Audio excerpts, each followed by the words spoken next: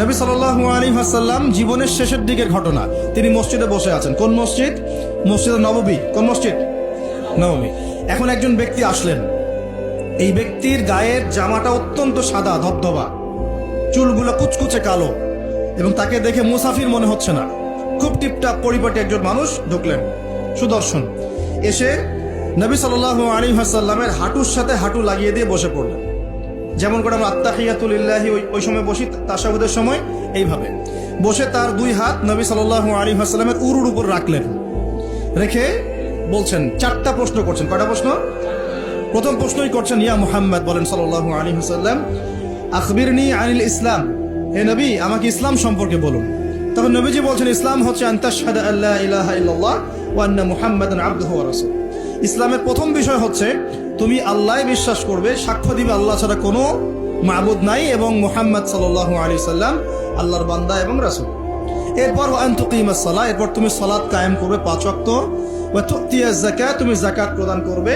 ওয়া তাসুমা রমাদান, রমজান মাসে সওম বা রোজা রাখবে, এবং সামর্থ্য হলে তুমি হজ করবে। সামর্থ্য হলে হজ। এই 5টা হচ্ছে ইসলামের ভিত্তি। তখন যে প্রশ্ন করছে সেই ব্যক্তি বলছে, সাদাক্ত, আপনি সত্য বলেছেন। কি বলছেন? আপনি সত্য বলেছেন। তখন উমর রাদিয়াল্লাহু আনহু পাশ থেকে তিনি খুব অবাক হয়ে গেলেন। তিনি বলছেন, ফাআজিবনা লাহু, আমরা অবাক হলাম তার উত্তর শুনে। ইয়াসআলুহু ওয়া ইউসাদ্দিকুহু, সে নিজেই প্রশ্ন করলো আবার নিজেই উত্তর দিচ্ছে। নিজেই প্রশ্ন করলো ইসলাম কাকে বলে, আবার নিজেই বলছে সত্য বলেছেন আপনি। তার মানে কি উত্তর তার আগে থেকে জানা আছে? উত্তর তার আগে থেকে জানা আছে। তো সবাই অবাক হয়ে গেল। এরপর তিনি দ্বিতীয় প্রশ্ন করলেন, এইটা, ফাখবিরনি আনিল ঈমান, হে নবী আমাকে ঈমান সম্পর্কে বলেন। কি সম্পর্কে? ঈমান। এই যে গায়েব, গায়েব সম্পর্কে, ঈমান সম্পর্কে বলেন। ঈমান মানেই গায়েব। ঈমান মানে কি? গায়েব। দেখেন, ঈমানের 6টা পিলার নবীজি বললেন। কয় পিলার? 6 পিলার নবীজি বলছেন। এখন ঈমান, আল ঈমান হচ্ছে আন তুমিনা বিল্লাহ, তুমি আল্লাহ বিশ্বাস করবে। কিসে বিশ্বাস করবে? আল্লাহ। দেখা যায়? আল্লাহকে দেখা যায়? আল্লাহ গায়েব না? গায়েব। ওয়া মালাইকাতিহি, আল্লাহর ফেরেশতা মণ্ডলীর প্রতি বিশ্বাস করবে। দেখা যায়? গায়েব না? আচ্ছা। ওয়া কুতুবিহি, আল্লাহ পাকের সমস্ত আসমানি কিতাবে বিশ্বাস করবে। কোরআন ছাড়া বাকিগুলো দেখা যায়? গায়েব না এগুলা? আচ্ছা। ওয়া রুসুলিহি, আল্লাহ পাকের সমস্ত রাসূলগণে বিশ্বাস করবে। দেখা গেছে রাসূল?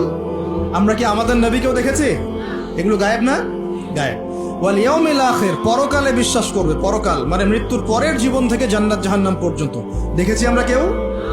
এগুলো গায়েব না? গায়েব। ওয়া আন তুমিনা বিল কদরি খায়রিহি ওয়া শাররিহি, এবং তুমি তাকদীর বা ভাগ্যের ভালো মন্দে বিশ্বাস করবে। ভাগ্যকে দেখা যায়? লাউহে মাহফুজ আল্লাহ পাক ভাগ্য লিখেছেন না? দেখা যায়? কেউ জানে আগামীকাল কি হবে? জানে না। এই যে ঈমানের 6টা পিলার, এই 6টা পিলারকে মুখে স্বীকার করতে হয়, মনে বিশ্বাস করতে হয়, কাজেও বাস্তবায়ন করতে হয়। এই 6টা পিলার কি চোখে দেখা যায়? মুত্তাকিদের বৈশিষ্ট্য কি? আল্লাযীনা ইউমিনুনা বিল গায়বি, এই যে 6টা গায়েব, এগুলোতে যারা বিশ্বাস করে তারা হলো মুমিন। তারা কি? সুবহানাল্লাহ। আচ্ছা, আর 2টা প্রশ্ন বলে সামনে যাই। তৃতীয় প্রশ্ন করলেন, আখবিরনি আনিল ইহসান, আমাকে ইহসান সম্পর্কে বলেন। তখন নবীজি বলছেন, ইহসান হচ্ছে আন তা'বুদাল্লাহা কাআন্নাকা তারাহ, তুমি এমন ভাবে আল্লাহর ইবাদত করবে যেন তুমি আল্লাহকে দেখতে পাচ্ছো। বলেন সুবহানাল্লাহ। আল্লাহকে দেখা যায়? ওয়া ইল্লাম তাকুন তারাহ, তুমি যদি আল্লাহকে দেখতে না পারো, ফাইন্নাহু ইয়ারাক, তাহলে জেনে রাখবে আল্লাহ তোমাকে ঠিকই দেখছেন। দেখছেন না? এই কনসেপ্টটা, এই কনসিয়াসনেসের নাম হচ্ছে ইহসান, মানে আল্লাহকে হাজির নাজির জেনে ইবাদত করা। এই জিনিসটা যদি সবার ভিতরে থাকতো, কেউ কোনো দুর্নীতি করতে পারতো না, অন্যায় করতে পারতো না, কাউকে ঠকাতে পারতো না, সুদ খেতে পারতো না, ঘুষ খেতে পারতো না। কারণ সে ফিল করতো আর কেউ দেখুক না দেখুক আল্লাহ পাক আমাকে দেখছেন। এই জিনিসটা থাকলেই মানুষ পাপ থেকে দূরে থাকতে পারত। আল্লাহ পাক আমাদেরকে ইহসান দান করুন বলি আমি। এটাই কিন্তু সুফিজমের একটা ভালো অংশ। অনেকে এটাকে সম্পূর্ণ বলেন যেটা প্রয়োজন নাই, হয়তো এরকম কথা আসে, কিন্তু এটা আধ্যাত্মিকত্বের দরকার আছে। এটা হলো ইহসান। এটাকে বলে ইহসানের মধ্য দিয়ে আল্লাহর মারিফত পাওয়া যায়। কি পাওয়া যায়? ইহসানের মধ্য দিয়ে আল্লাহর পরিচয়, আল্লাহর মারিফত পাওয়া যায়। যখন আপনি ফিল করবেন বা আমি ফিল করতে পারবো যে আল্লাহ পাক আমাকে সবসময় দেখছেন, সবসময় আমার সাথে আল্লাহ পাক আছেন। সাথে আছেন মানে কি? আমার পাশে আছেন। আল্লাহ পাক তার জ্ঞান দিয়ে, তার ক্ষমতা দিয়ে, সবকিছু দিয়ে আল্লাহ পাক আমাকে পরিবেষ্টন করে রেখেছেন। দেখেন নাই? তার দৃষ্টির বাইরে যাওয়ার ক্ষমতা আমার আছে? তার জ্ঞানের বাইরে যাওয়ার ক্ষমতা আছে? তার ক্ষমতার বাইরে যাওয়ার ক্ষমতা আমার আছে? অতএব এই হলো আল্লাহ কনসিয়াসনেস, যেটাকে আমরা বলি আল্লাহ কনসিয়াসনেস, মানে এহসান। আল্লাহ পাককে হাজির নাজির জেনে ইবাদত করা, এটা হলো এহসান। এটা ইবাদতের অনেক উঁচু স্তর। সবাই কিন্তু শুরুতেই এহসান অর্জন করতে পারে না।